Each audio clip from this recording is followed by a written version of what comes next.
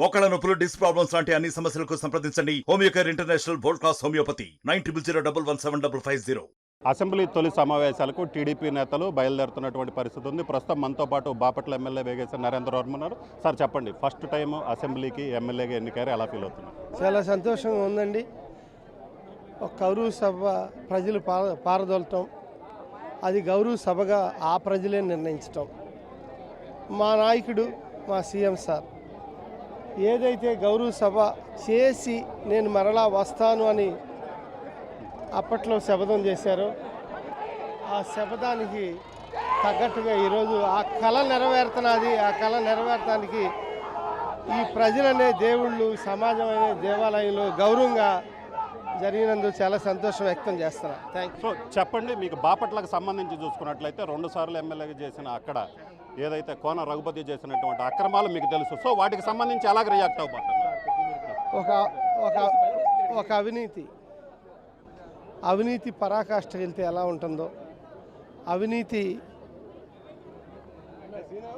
అహంకారం పెరిగితే ప్రజలు ఎలా స్పందిస్తారో మా బాపట్ల గెలుపు ద్వారా రుజువైంది. అటు సీఎం గారికి, వైఎస్ జగన్మోహన్ రెడ్డి గారు, ఇటు కోన రఘుపతి అవినీతి మయమైపోవటం, ప్రతి ఇంటికి వెళ్ళి తెలుగుదేశం పార్టీని బలోపేతం చేయటంలో కేడర్ మొత్తం బాగా పనిచేయటం, జనసేన మాతో కలిసి రావటం, ఇవన్నీ బాగా కలిసి వచ్చిన అంశాలు.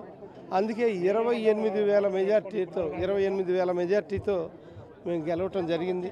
బాపట్లలో గత 25 ఏళ్ల నుంచి గెలుపు అనే ఆకలితో, దాహంతో అల్లాడే మాకు ఆకలి తీరితే చాలు అనుకుంటే ప్రజలు విందు భోజనం పెట్టారు. అదే నేను బాధ్యతగా తీసుకుని ఒక నిజాయితీకి నిలువెత్తు రూపంగా, అవినీతికి తావు లేకుండా 10 మందిని మంచి చేయాలి అని ఒక ఏకైక దృక్పథంతో రాబోయే 5 ఏళ్ళు పనిచేస్తానని ఈ సందర్భంగా తెలియజేస్తున్నా. అంటే ఓడిపోయిన తర్వాత కోన రఘుపతి మాట్లాడుతూ బాపట్లను జిల్లా కేంద్రం చేయటమే నేను చేసిన తప్ప, బాపట్లకి మెడికల్ కాలేజీ తీసుకొని రావటమే నేను చేసిన తప్ప అని మాట్లాడుతున్నారు. నిజంగా బాపట్ల అంత అభివృద్ధి జరిగిందంటారా, లేకపోతే అవినీతి జరిగిందంటారా?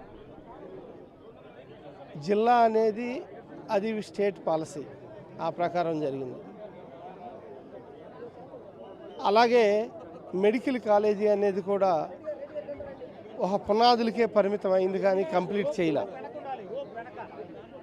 ఇలా మనం చెప్పుకుంటా వెళ్తే అక్కడ వేసిన బైపాస్ రోడ్లు కానించి, నేషనల్ హైవేలు కానించి, మెయిన్ లైన్లు కానించి, మా 2014 నుంచి 19లో తెలుగుదేశం పార్టీ హయాంలో శాంక్షన్ అయినాయి. అది ఈ ప్రభుత్వం పూర్తి చేసింది. అలాగే ఏ ప్రభుత్వంలో ఏది శాంక్షన్ అయినా అది పూర్తి చేయటం తర్వాత ప్రభుత్వాల బాధ్యత. ఆయన చేశాను అని గొప్పలు చెప్పుకోవటమే ఆయన చేసిన తప్పు. మీకు ప్రజలు ఓట్లు వేసినందుకు రాబోయే రోజుల్లో ప్రజలు ఓట్లు వేయాలి అని మనం పనిచేయకూడదండి. ప్రజలు ఓట్లు వేసినందుకు ఆ ఓట్లు వేసిన దానికి మాత్రమే 5 ఏళ్ళు పనిచేయాలి. తర్వాత నిర్ణయం మళ్ళీ ప్రజలే నిర్ణయిస్తారని ఈ సందర్భంగా రఘుపతి గారికి నేను గుర్తు చేస్తున్నా. సో ఫైనల్గా చెప్పండి, నిన్న వైఎస్ జగన్ వాళ్ళ నేతలతో మాట్లాడుతూ అసెంబ్లీలో ఎలాగుంటుందో, ఎందుకంటే గతంలో టీడీపీ నేతలను కావచ్చు, చంద్రబాబును కానీ అవమానించినటువంటి పరిస్థితి, ఈసారి అసెంబ్లీ కౌరవ సభగా ఉంటుందని చెప్తున్నారు. మీరే ఉంటారు? ఇప్పుడండి కౌరవ సభగా ఉండేది. ఎప్పుడైనా సరే అసెంబ్లీకి ప్రజాస్వామ్యాన్ని, ప్రజల చేత గౌరవించే ప్రజాస్వామ్యాన్ని, అలాగే అన్నీ బాగా చేసే పరిస్థితి ఎప్పుడు ప్రజలది. అటువంటి సభలో మేమున్నాం. కౌరవ సభగా మార్చాల్సిన అవసరమే మాకు లేదు. అసలు ప్రతిపక్ష హోదానే లేదు అక్కడ. జాలీగా చాలా బాగా జరిగే పరిస్థితి రాబోయే రోజుల్లో ఉంటుంది. కౌరవ సభ ఎప్పటికీ అవ్వదు మా 5 ఏళ్లలో అని మీకు తెలియజేస్తున్నా.